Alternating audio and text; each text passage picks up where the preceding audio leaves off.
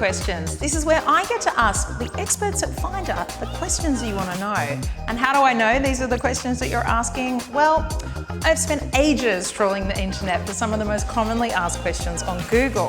Let's have a look. This one is on face masks, and they're the kind we wear for COVID, not the ones for skincare. I know just who to ask.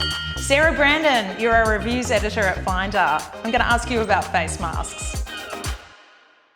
Sarah, I'm so glad you're here. Hi, Kate. Hi. I know you've been writing and reviewing face masks for about the last year. Before COVID, I don't think any of us really thought about face masks, but now it's become a real reality for all of us. Can you tell us, now we know we have to use masks at different times, tell us about the two different kinds of masks there are. So the main type of mask that a lot of people were familiar with before this last year is your basic surgical mask. We've all seen these at the doctor's office or at the dentist. They usually look like this, often in blue. Sometimes they have a little nose clip at the top to help it mold to your face, and it usually has elastic ear loops.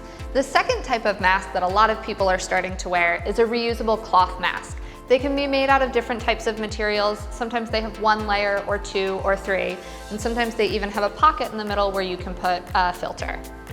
Some of these masks have elastic ear loops, and some of them have head ties that tie around the back of your head. Sarah, you've talked about the two different kinds of masks. Can you talk about the differences? Sure. So surgical masks are disposable. They're cheaper to buy up front, and they come in multi-packs. What's great about surgical masks is you wear it once and you can throw it out at the end of the day or at the end of your use. You don't have to worry about washing it or storing it. Reusable masks cost a bit more upfront, but you can get more use out of them because you can wash them and rewear them. You do still want to wash them after every use. Something I've noticed, Sarah, when I've been wearing a mask is I also wear reading glasses, and I find that if I'm wearing a mask, my glasses just fog up within seconds and I can't see a thing. It's really frustrating. Have you learned anything reviewing these masks about what I can do to stop that from happening? That's a really common problem. Unfortunately, there are tons of tips and tricks out there to help you wear your mask more comfortably.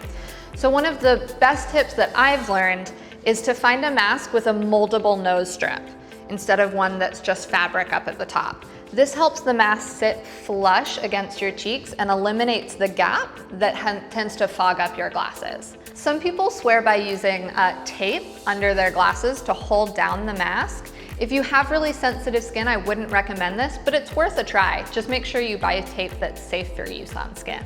Another really great tip sounds simple, but it's just to slide your glasses a little bit down your nose. This creates enough space behind your glasses that the air can flow up and out instead of just getting stuck behind your glasses, which fogs up the lenses. Finally, a lot of people use anti-fog lenses or anti-fog solutions to stop your mask from fogging up. You can buy these solutions. You can also use household soap or toothpaste. It'll have different effects on different lenses, so maybe try out a few different options and see how they work for you. Sarah, I've heard that people that have beards sometimes struggle to find a face mask that fits or that's comfortable. Can you talk about that? It can be hard to fit your face mask against your face if you have a beard because it won't sit as snugly at the bottom. One potential option for people with beards is to use a mask with head ties instead of ear loops. You can crisscross the head ties, so tie the bottom one up at the top and tie the top one down at the bottom, which allows you to pull it more snugly under your chin and get the security that you need under your beard. We know that people's bodies aren't typically sized or standard size. So some people have bigger heads, bigger ears. Kids who are, looking to wear a mask might find them uncomfortable. Do you have any other tips about what you can do to get the right fit for you? Mask sizing can be a little bit tricky. It's relatively new, and if you've ever tried to go out and get a dress in your size and realize that the sizing is different, it's the same with masks. A medium from one company won't necessarily be a medium from another company. So it helps to look at the specs to see the actual size, the width and the length of the mask that you're buying and comparing it to one you already have at home. With kids, you want to find a mask that's comfortable enough that they'll wear it, whatever that mask is. Tons of companies are making masks with fun, bright patterns or cartoon characters that kids might like to wear, but a lot of kids complain about discomfort of the ear loops behind their ears. They say it pulls on their ears.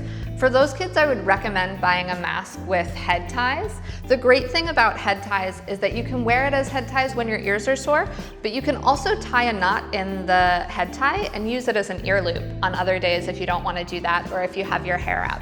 Something else I've noticed people complaining about is when they're breathing and the fabric gets caught in their mouth. Is there a way around that? Yes, fortunately there is. One of the best ways I've found to stop the fabric from getting stuck in your mouth is to use a mask with a filter layer. Filters are typically stiffer than the cotton fabric that would touch your face, and it helps the fabric sit tight and flat instead of getting sucked into your mouth when you breathe. Sarah, you've been reviewing masks all year. I know you've been reading about them. If you could say one thing to people who just wanted to know more about face masks, what would you say? The best face mask for you is one that you'll actually wear. It's one that sits comfortably enough on your face that you don't have to touch it and adjust it when you're out and about. And if you hate wearing face masks, if you find them really uncomfortable, figure out what it is that you don't like about the mask. Does it push against your beard? Does it get caught in your earrings? Because there's always a solution for that. There are a million different types of masks out there now, and you can always find one that works for you.